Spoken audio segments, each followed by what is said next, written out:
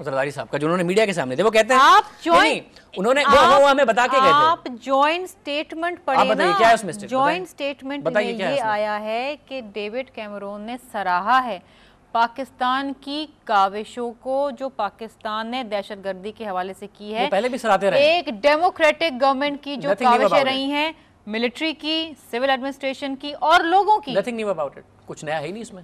जरदारी साहब हमें कह के गए थे मैं आंखों में आंखें डालकर डेविड कैमरून के सामने एहतजाज करूंगा। बाद में मीडिया के सामने उन्होंने क्या कहा? डेविड कैमरून ने मीडिया के सामने हम पर इल्जाम लगाया। जरदारी साहब क्या कहते हैं? मैं बता दूं, जरदारी साहब क्या कहते हैं? फायरवर्क ना करें जी, फायरवर्क ना करें, ये जुमले ना कहें। मैं बताऊं जुमले क्या है? जुमला सुन लीजिए। वो चंद मिनटों की, वो कहते हैं दोस्ती, ये दोस्ती कभी नहीं टूटेगी। मैंने पढ़ा है, मैं पढ़ देता हूँ ना, आवाम को भी पता चले। जरदारी साहब फरमाते हैं डेविड कैमरून साहब के साथ खड़े होकर पहले बता के हमें ये कहते हैं कि मैं उनकी आंखों में आंखें डालकर बताऊंगा, एहतजाज करूंगा। कहते हैं ये दोस्ती कभी नहीं टूटेगी, पाकिस्तान और बरतानिया की दोस्ती कभी नहीं टूटेगी, चाहे कुछ भी हो जाए। तूफान आएंगे और तूफान जाएंगे, मगर पाकिस्तान और बरतानिया एक साथ डटकर मुश्किलात का सामना करेंगे। ये आंखों में आंखें डालकर इतनी प्यारी बात। आप क्या समझ रहे थे कि वो बाहर मीडिया के पास आके चेकर्स के गार्डन में खड़े होके वो आंखों में आंखें डाल के वहाँ डेविड कैमरून से झगड़ा करेंगे? मेरा ख्याल है जो बातचीत हुई डेविड कैमरून ने इंडिया में खड़े होके ही कहा है, मीडिया खुले मीडिया के सामने। मुझे जवाब तो देने देना शाज़े। जो बातचीत हुई वो उनके दरमियान हुई, 1 to 1 हुई, and what is important is the joint statement which came after that। जो जॉइंट स्टेटमेंट अगर आप जहमत कर लें पढ़ने की, इस जॉइंट स्टेटमेंट से पहले भी वो तारीफ कर चुके हैं। जॉइंट, मेरा ख्याल है कि आप क्या चाह रहे थे कि डेविड कैमरून माफी मांगे या वहां पर कोई फायरवर्क्स हो, सेंसेशनलिज्म हो? मतलब आप इस किस्म की बातों से खुश हैं? आप मुझे ये कह रही हैं जॉइंट स्टेटमेंट में जो बात की गई है डिप्लोमेटिक रिलेशंस, डिप्लोमेसी हम पर ही अप्लाई होती है।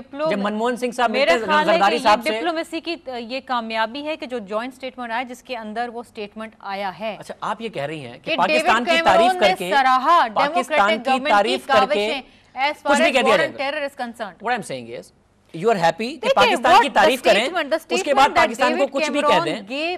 फिर हिलरी क्लिंटन भी पाकिस्तान की बहुत ज्यादा तारीफ करती हैं। सवाल तो सुन लीजिए, पाकिस्तान वो वहां पर अपने जहाज बेचने गए थे, 800 वो कुछ भी कर रहे थे जी, हमारे मुल्क को बुरा कहा है। 60 बिजनेसमैन को लेके गए थे, डेविड कैमरून की जो पॉलिसी है ना, डेविड कैमरून की जो पॉलिसी है ना, वो जब तुर्की में गए तो उन्होंने इजराइल के खिलाफ बयान दिया, वो जब अमेरिका गए तो उन्होंने अपने ही मुल्क के खिलाफ बयान दिया वहां जाके। तो डेविड कैमरून की तो शायद पॉलिसी ऐसी है कि एक मुल्क में जाओ तो दूसरे के खिलाफ बयान। जब आप डेविड कैमरून की एग्जांपल दे रही हैं तो फिर मैं भी आपको 2 एग्जांपल्स दे देता हूं कि हामिद करजई साहब जो बाकायदा तौर पर पिट्ठू ख्याल किए जाते हैं अमेरिका के, उनमें भी इतनी हिम्मत है कि वो अमेरिका के खिलाफ स्टेटमेंट दे देते हैं। उनमें भी इतनी हिम्मत है कि वो अपनी टोपी खींच के मारते हैं हॉलब्रुक के सामने। एर्दोगन साहब के में भी हिम्मत है, वो कहते हैं जी इनफ इज इनफ, बरतानिया को बताते हैं और अमेरिका को कि इनफ इज इनफ, इससे ज्यादा हम नहीं सुनेंगे। हमारे सदर में नहीं है इतनी हिम्मत, 2/3 मेजॉरिटी से इलेक्ट हुए हैं। हमारे भी पॉलिटिकल लीडरशिप जब एक बयान देना होता है धुआंधार, जब we have to put a point across. India के साथ हमने क्या किया?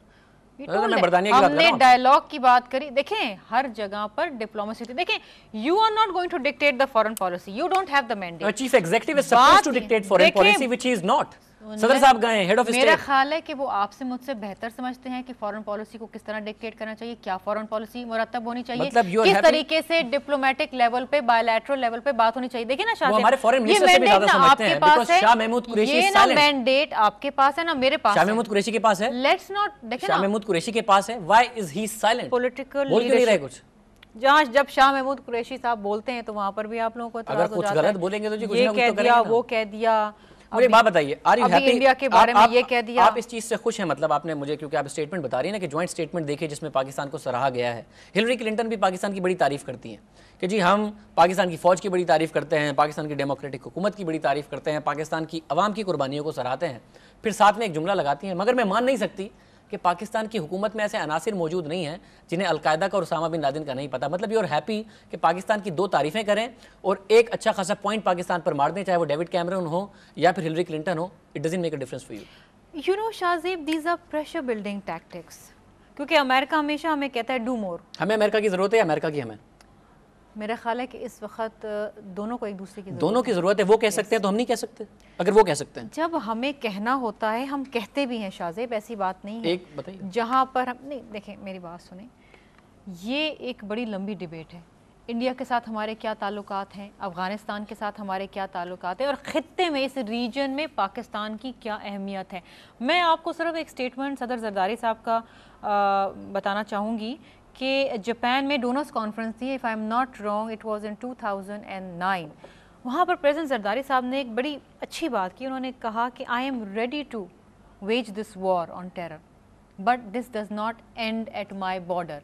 If I lose you lose, if we lose the world लूजेज़।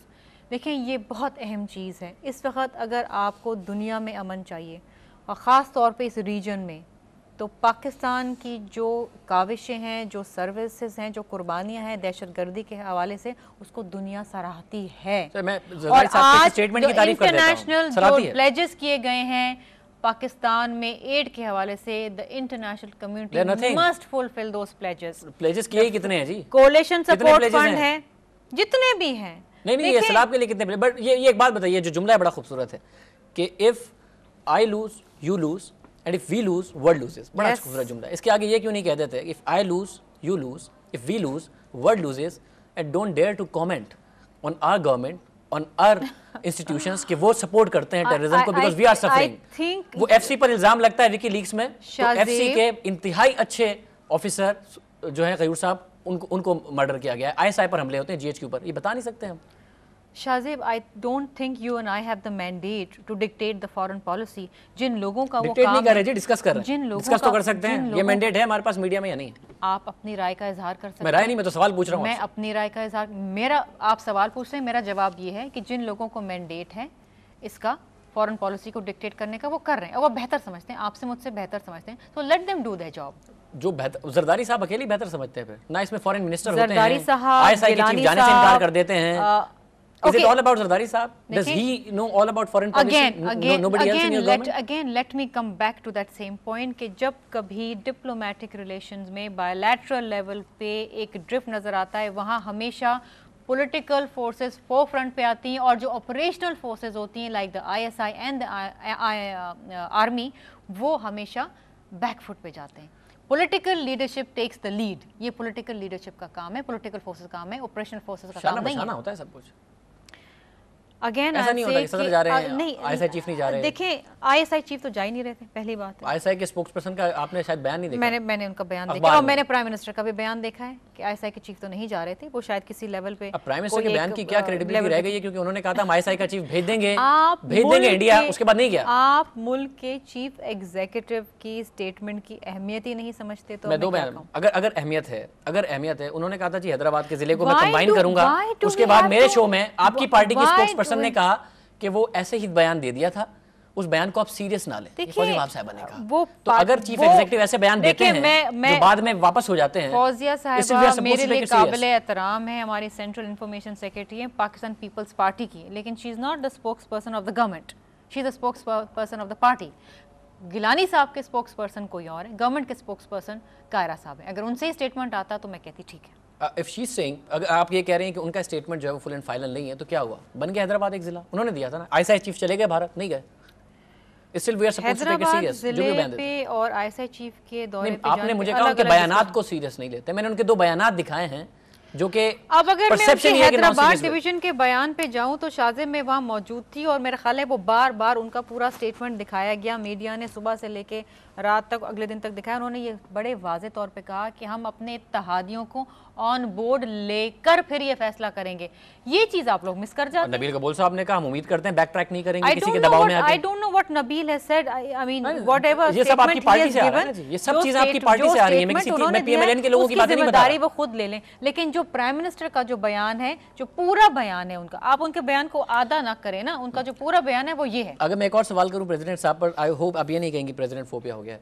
वो जाते हुए कह रहे थे कि क्योंकि आप पहले कह चुके, मैं आंखों फोबिया तो है, मैं आंखों में कोई शक नहीं, there are no two ways but आप साथ में मुझे एक न्यूट्रल एंकर भी कह चुकी हैं, तो मुझे तो नहीं है, मैं तो सवाल कर सकता हूं। मैं आंखों ये जाते हुए कह के कहते हैं न्यूट्रल एंकर है, लेकिन जो फोबिया है प्रेसिडेंट साहब का वो न्यूट्रल एंकर्स में भी है, वो आप पे भी है। मतलब इतना ये प्रेसिडेंट साहब की पर्सनालिटी इतनी कैरिस्मेटिक है, फोबिया हो गया। You know, before the 18th amendment and even after the 18th amendment, somehow we always discussing President Zardari. We never